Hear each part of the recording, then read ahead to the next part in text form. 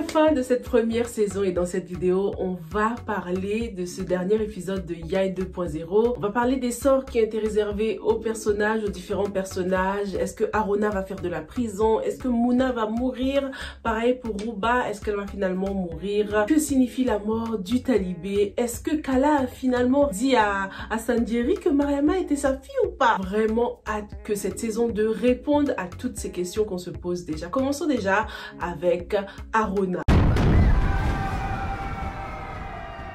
Ah mais les gars, faut absolument pas que Solange meure, hein. Même si je l'aime pas, je l'ai vraiment détestée tout au long de cette saison. Je n'ai pas du tout envie qu'elle meure parce que ce sera trop injuste en fait pour Arona. Déjà, il va carrément baisser dans l'estime de sa fille. Jimbi là, elle va le détester. Attends, c'est l'homme qui a tué sa mère. Qu'elle ait été bonne ou mauvaise, une yaï reste une yaï, une mère reste une mère. Donc Jimbi va beaucoup en vouloir à Arona hein, si elle découvre ce qui s'est réellement passé. Cet homme qu'elle a tant estimé, qui a toujours pris soin d'elle, n'aura plus aucune valeur à ses yeux et je trouve ça dommage quand même. La deuxième raison pour laquelle Solange ne doit pas mourir, c'est qu'il faut qu'on découvre avec qui elle trompait Arona. Il faut qu'elle le dise elle-même que c'était avec son meilleur ami là, hein. C'est trop facile là, si elle meurt, le meilleur ami va s'en sortir, à moins qu'il fasse un geste honorable du genre aller en prison à la place d'Arona, s'incriminer à sa place pour pouvoir se racheter, même si Arona c'était pas le meilleur des maris hein, parce qu'il a été très infidèle. Je trouve que c'est trop de lui coller deux meurtres sur le dos, celui de Solange et celui du talibé. Oh, ce sera le personnage le plus détesté dans la deuxième saison si ces deux personnages meurent. Être celui qui a tué le talibé, l'être le plus innocent, c'est trop. En plus, c'est tellement ironique que ce soit les deux hommes infertiles qui soient directement et indirectement mêlés à la mort de cet enfant, quoi, alors que eux-mêmes n'arrivent pas à avoir d'enfant, ils viennent de tuer un enfant. Enfin, c'est trop triste. Arona, malgré son mauvais côté, c'était le mec pour qui I was rooting for. Franchement, je voulais qu'il s'en sorte. Je voulais que Solange paye pour tout ce qu'elle lui a fait. Bon, elle a payé, hein, mais je voulais que ce soit un peu plus lent. Une souffrance plus lente. Parce qu'elle a tellement humilié Sorna. Non, c'était trop, franchement. Du coup, j'espérais que Arona allait se remettre avec Sorna quand même. D'ailleurs, c'est le personnage qu'on ne nous a pas montré du tout hein, dans cet épisode. Dites-moi ce que vous en pensez. Est-ce que vous pensez que Arona et Sorna méritent une deuxième chance ou pas? La punition pour son infidélité était trop grave, là, hein? Mais d'un autre côté, on est content que Sorna ait refait sa vie parce que elle a pris trop cher avec Solange et sa fille. Rella et Habib. Habib reste sur sa position, hein. Hors de question qu'il accorde le divorce à Rella. Ces deux-là, ça se voit qu'ils s'aiment toujours. Il y a quand même toujours un peu d'amour, mais c'est Rella qui a du mal à pardonner le rejet de leur fils et c'est tout à fait compréhensible. En plus, la mère de Habib ne l'aime pas du tout, donc ça ne facilite pas forcément les choses.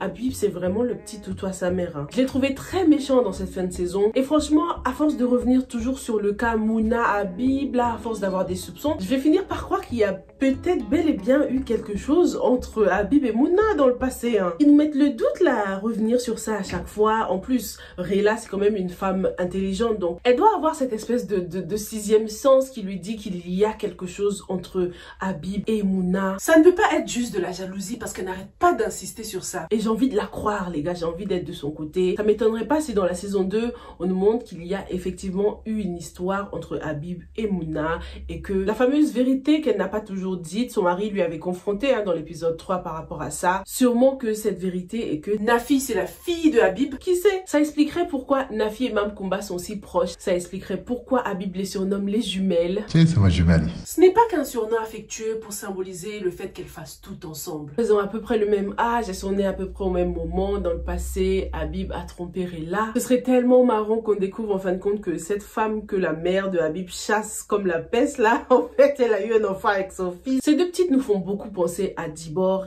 et Kala, hein. Donc est-ce que l'histoire va se répéter? Est-ce qu'en fin de compte Habib ressemble à son père? On connaît pas encore toute l'histoire concernant le père de Dibor et Kala. Je pense que dans la deuxième saison, la paternité aura encore plus d'importance que dans cette première saison. Rella a donc rencontré Sheikh.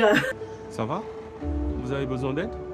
J'étais super contente de le voir, super nostalgique, hein. Ah, Sheikh, toujours aussi bel homme. Est-ce que ce sera le nouveau prétendant de Rella ou bien ce sera juste une connaissance professionnelle, genre l'avocat par exemple, l'avocat qui va l'aider à divorcer. J'ai beaucoup aimé qu'on ait mute leur conversation pour garder le suspense concernant ce personnage. Ça nous permet de créer notre propre suite, hein, laisser libre cours à notre imagination. En tout cas, pour l'instant, ça va être difficile pour lui de faire partie de la vie de Rella parce que comme elle-même l'a dit, elle est toujours amoureuse amoureuse de Habib. Pour que Sheikh fasse partie officielle de la vie de Rella, va falloir diaboliser Habib encore plus. Parce qu'à ce stade-là, on a l'impression qu'ils pourraient se remettre ensemble. Rella pourrait le faire, elle pourrait finir par se laisser convaincre par son entourage, par sa mère. En plus, Habib, la plupart du temps, on a l'impression qu'il fait juste ce que sa mère lui demande de faire, quoi. Des fois, il a cette tête de chien battu, il a de la peine pour lui, et parfois, il est vraiment horrible, quoi. J'ai envie qu'il y ait une histoire entre Rella et Sheikh, parce que de toute façon, c'est pas un petit acteur, hein. Donc, sa présence dans cette série sera pas juste pour dire 2-3 phrases et puis basta. Je pense qu'il aura un rôle important. Ce personnage, j'aimerais beaucoup qu'on le montre sous un autre jour, hein, sous un angle un peu plus positif que le personnage de Sheikh dans Maîtresse d'un homme marié. Parce que déjà de 1, ce sera trop facile à deviner la suite du scénario par rapport à Rella. On va tout de suite en déduire que Sheikh sera infidèle ou que Rella sera maîtresse d'un homme marié. Donc espérons que là, il jouera son contraire, hein, le contraire de ce qu'il était dans Maîtresse d'un homme marié. Rouba et Mariama. Oh là là là là là, les amis. Ça faisait beaucoup de peine de voir Rouba dans cet état. Pour une fois qu'elle commençait à penser à elle, hein, se reconstruire, avoir un homme dans sa vie, bam, elle est frappée par une maladie comme ça. J'ai l'impression que si quelqu'un devait mourir dans cette série, ce serait Rouba. Hein. Parce que déjà, à côté développement du personnage, à part le fait qu'elle a maintenant un homme dans sa vie, il n'y a pas grand chose qui se passe avec Rouba. Si elle meurt, Mariama devra vivre avec Kala. Et je pense que Mariama se rendra encore plus compte de tout l'amour que Rouba avait pour elle en fait, hein, parce que Kala ne pourra jamais s'occuper d'elle aussi bien que Rouba le faisait. Rouba a toujours mis Mariama au premier plan, elle a toujours tout donné pour elle, hein, la meilleure éducation, le meilleur lifestyle. Un scénario qui nous montre à quel point parfois il y a juste une fine ligne, hein, entre la mère biologique et la mère adoptive. Des fois on voit pas du tout la différence. Hein. Si Rouba meurt dans la 2e saison, comme je le disais, Mariama sera obligée d'aller vivre avec Kala. Il s'agira d'assumer.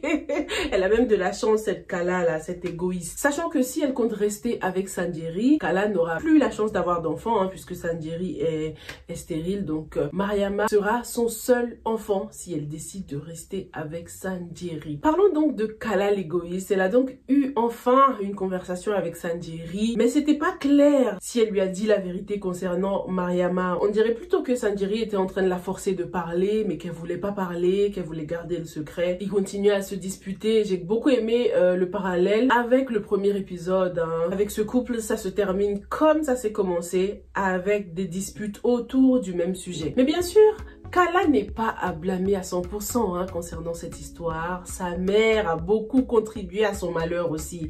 À force de trop vouloir faire bonne figure devant la société, elle a brisé plusieurs vies. Quand je pense qu'elle donnait des potions magiques, des je ne sais quoi à sa fille pour qu'elle puisse tomber enceinte, alors que le problème venait même pas d'elle. Pourquoi elle donnait pas des potions à Sanjeri? En même temps, ça faisait 19 ans, donc l'eau a coulé sous les ponts. Et limite, ils avaient presque oublié que Mariama existait. Kala commençait à croire que le problème venait d'elle, quoi, alors qu'elle savait très bien, elle savait que ça pouvait venir de Sanjeri. Elle n'a pas été très smart sur ce coup-là, il suffisait d'additionner 1 plus 1. Moi j'ai un enfant, lui il en a jamais eu, enfin.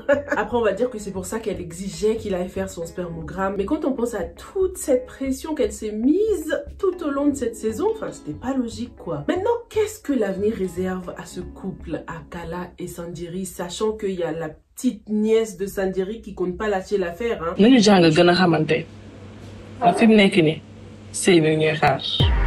Elle compte devenir sa 2e femme. Mais ça, je pense que ça se fera pas. Parce que si elle devient sa femme, tout le monde entier saura que le problème vient de Sanjeri. Donc, s'il souhaite taire ce problème et garder sa réputation, il n'a pas intérêt à la prendre pour femme. Sirringmor et Dibor, les gars, est-ce que ces deux-là méritent d'être ensemble? It's a hell to the no pour moi. Il faut absolument qu'ils se quittent. Faut que Sirringmor reparte d'où il vient. C'est mort. Non, non, non, non, non. Faut qu'elle se trouve quelqu'un d'autre. Au pire, elle se met avec Sheikh là qui vient d'arriver. Mais pas de Sirringmor, c'est fini là. Même si je kiffais leur couple. Ils étaient très beaux. Mais le passé de Sirringmor est trop lourd. Non. À chaque fois qu'elle sera avec lui, elle pensera à Kala et à Mariama et à tout ce passé, tous ces mensonges. Connaissant Dibor, je sais pas si c'est quelque chose qu'elle pourra pardonner, ça. En plus, dans la saison 2, j'ai envie de la voir avec avec d'autres prétendants, parce que si elle se case avec Sheriff, ça y est, l'histoire est finie.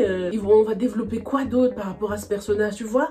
Donc franchement, non, Sheriff, bye, bye, bye. À chaque fois qu'elle le verra, elle pensera à Kala, elle va penser à la fille qu'il a avec Kala, sa nièce. Enfin, c'est trop bizarre cette histoire. Après, la seule chose positive, si Dibor et Sheriff se mettent ensemble, c'est que Dibor sera tout à fait capable de donner l'amour qu'il faut à Mariama. Ça se voit qu'elle sera une meilleure mère que Kala, quoi. À part ça, il n'y a rien d'autre de positif. Déjà, pour Mariama, là, c'est perturbant. Sa tante et son père vont se marier. Dibor va épouser l'oncle de sa nièce. Enfin, comment? Non, non.